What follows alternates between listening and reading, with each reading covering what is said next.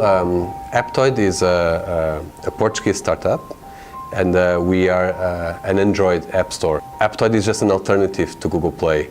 For you and me, it's very normal to have an email address, right? Because we started with computers. But if you think about a farmer in Myanmar, they never had a device, electronic device, right? Then they have a smartphone, it's their first phone, and they want to install apps. But when you go to try to create a Google Play account, the first thing Google asks is what's your Gmail account, right? You have to create a Gmail account. And they sometimes don't have the capacity to do that account creation, so they just search for alternative ways to get the apps into their phones. And Aptoide has this advantage that you don't need to create an account to download apps.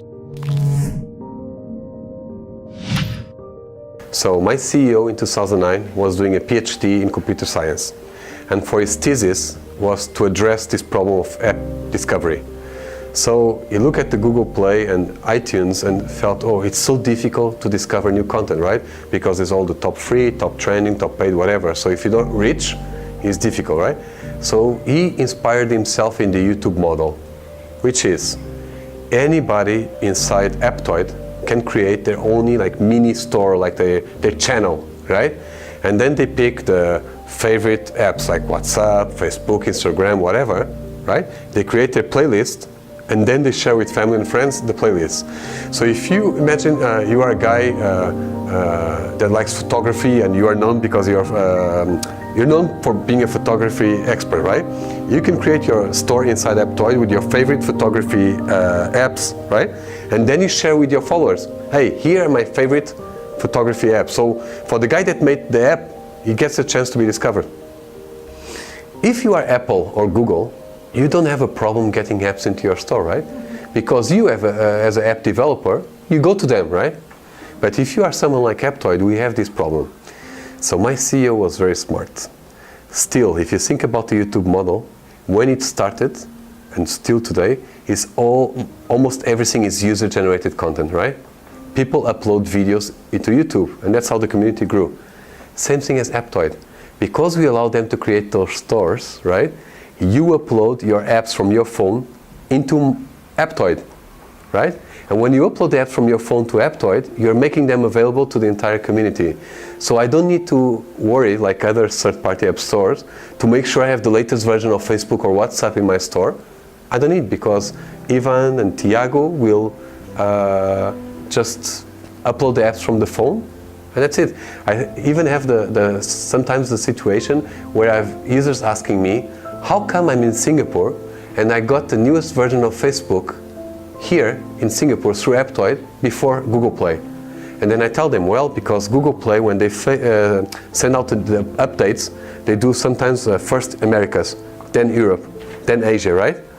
Phasing it.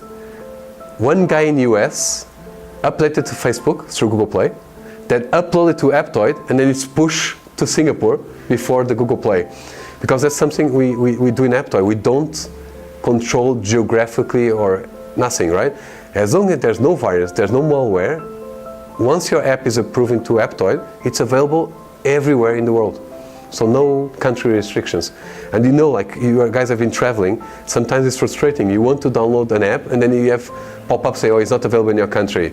And you just wanted to try it out because your friend in, I don't know, Argentina or something told you, hey, take a look at this game or this app is really cool. And you cannot, we don't have those restrictions in Aptoide. If not mistaken, from the apps we have installed in our phone, I think 3 of them you use 80% of the time during a day. So I think most of people will be Facebook, WhatsApp, maybe if you work like me, by email, and that's it, right? So this is a big problem. This is a big problem. How do you keep people discovering and using new apps? It's very, very difficult challenge for developers.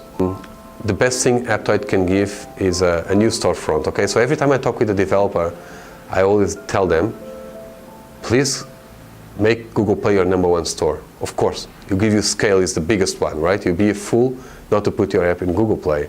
Having said that, look into third-party app stores. So for example, App Annie estimates for this year, 2016, Google Play will generate 80 billion downloads third-party app stores will generate 40 billion, already half of the Google Play number. So you should put your app in Aptoide and other app stores as a new storefront where you can be discovered. In our specific case, the biggest advantage is that users can create their stores, right? So if you are lucky to be selected into a user store that has a lot of followers, or for example, if you are lucky to be selected to our kids app store, then it's you competing with a few dozen competitors instead of like 2.2 million apps in Google Play. So it's one of the things we do. The other thing, we make it very easy for developers to put the app in our store, because a big concern about developers is, oh, I have an APK for Google Play, I don't want to make a specific APK for Aptoide. You don't. You use the same one, and we even have an option that you can select in the back office. From now on, whenever you publish a new version in Google Play, we'll get a new version for you, okay? And then we always give some money to the developers to promote their app, some credit to promote their app inside Aptoide. And the reason we do that is because then they'll find out that Aptoide is quite cheap for user acquisition, and then they'll start using us as a acquisition. Now, disposable income is a very important factor for how much money you're willing to pay for stuff, okay? So clearly, somebody that buys an iPhone has more disposable income than an Android user. But the last time I saw someone from Google talking, the number of apps that are paid in Google Play are less than 1% already. Okay, so people are getting used to have everything for free, and then what these game developers address is that impulse, right? You're playing Candy Crush, and you just lost your last life, and you really want to catch up with your friend, and then you have the impulse to spend money. So I think with this change to more freemium, I think it will be a matter of time that the scale of Android will make the revenues from Android bigger. And then it depends on the region, right? You saw from my presentation, if you're a developer focusing on Western markets like North America and Europe, definitely iOS is the main platform.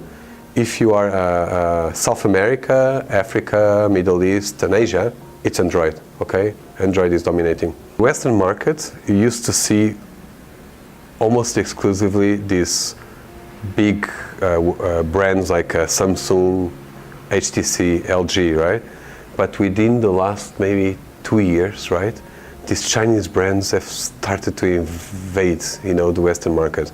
Xiaomi was like the first one coming out. You see Lenovo, you see Huawei, you see ZTE, you see Oppo, and these guys are coming out with devices that have very good specs for 200 euros, very cheap. And then you are in the store, right? You look at iPhone, 800 euros. You look at the Samsung Edge, also close, right? Something like 800 euros, right? And then you look at this phone, right? This Xiaomi 200 euros and say, oh man, with the price of one, I could buy 4 of those, right? And to be honest, I think that thing that was you remember how it used to be a bit of status to have the latest version of iPhone or the latest version of Samsung, to show your friends in the restaurant, in the bar. Right now it's difficult, you get this Oppo phone for half the price and it looks really cool, So people are starting to make smart decisions. Then regarding what I see here on the emerging markets, you have the rich population, and those who buy whatever the phone they want. They'll buy the expensive iPhone, the expensive Samsung. But for people that, like I mentioned before, that it's the first device in their life, they cannot spend so much money, they're getting very cheap phones, like $100, and the phone does everything you need to do in a phone, right? The limitation comes a little bit in terms of the memory, the memory you have. In December last year, we launched Aptoide Lite, similar to Facebook Lite, right? With 1 megabyte. Why we did it? Because we had feedback from partners here in the region that these people, they have in the phone memory maybe just 1 gigabyte or something, so they have to decide which apps they want to have in their phone. So they will install Aptoide to get the previous version of Instagram, but then they will uninstall because it's 10 megabytes, it's too much. Don't think there's a room for a new operating system in the short, medium term, just because iOS and Android became so big, okay? And then because there's a part of Android that is open source, okay?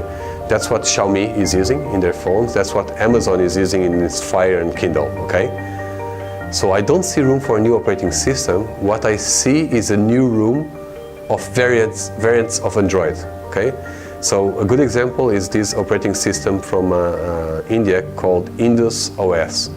They took the Android open source and they changed it to make it more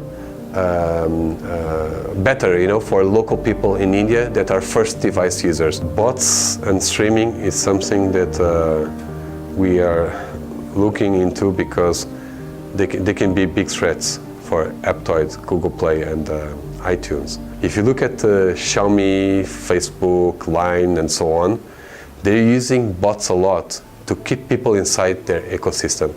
And if they stay inside their ecosystem, they don't go to app stores to discover new apps. And they're doing it by adding a lot of value to the user. So the two examples I usually give is Facebook.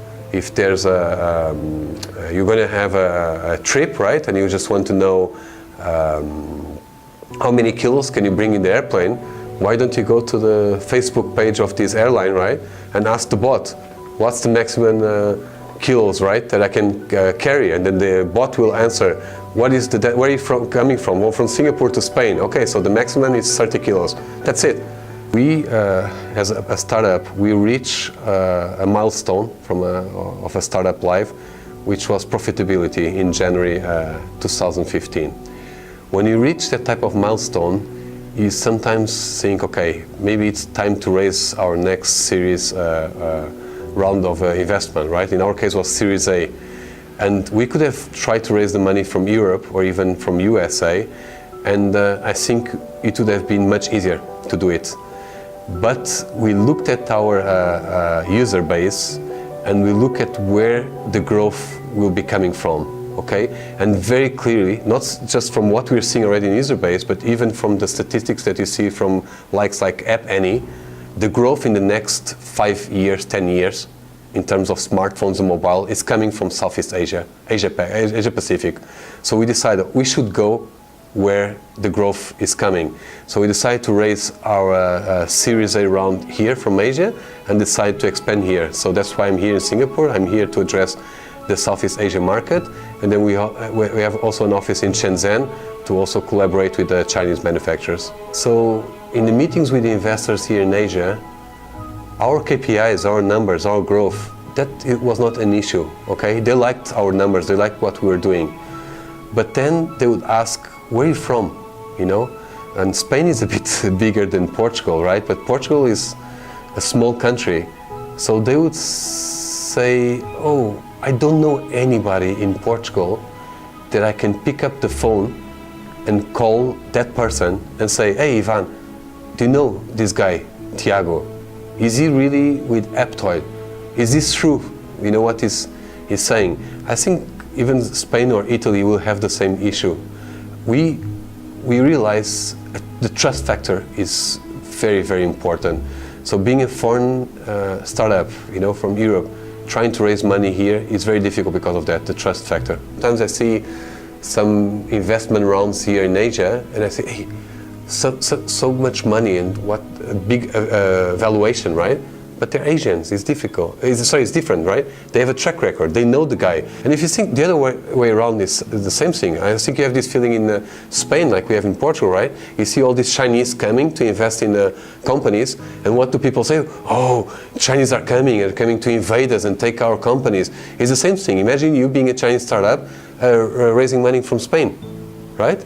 It's difficult because the investor will prefer to give money to a Spanish or a European company, right?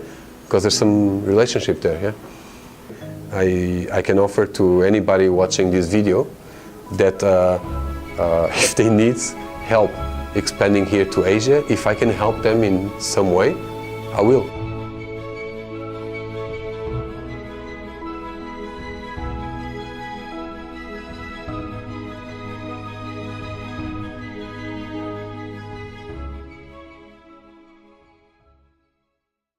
being a photography expert, right? You can create your store inside Aptoide with your favorite photography apps, right?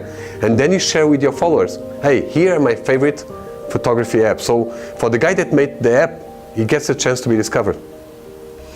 If you are Apple or Google, you don't have a problem getting apps into your store, right?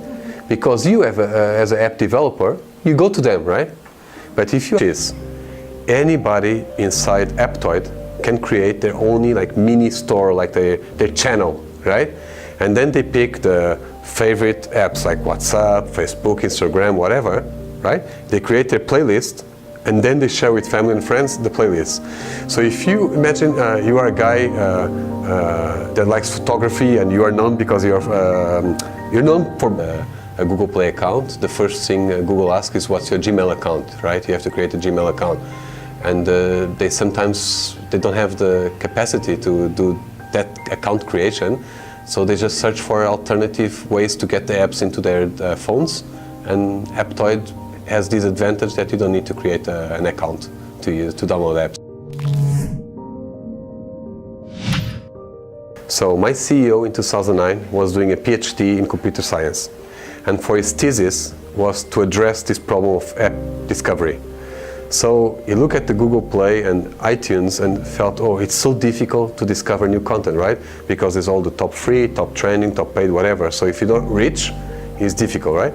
So he inspired himself in the YouTube model, which Aptoide is a Portuguese startup, and we are an Android app store. Aptoide is just an alternative to Google Play. For you and me, it's very normal to have an email address, right? Because we started with computers. But if you think about a farmer in Myanmar, they never had a device, electronic device, right? Then they have a smartphone, it's their first phone, and they want to install apps. But when you go to try to create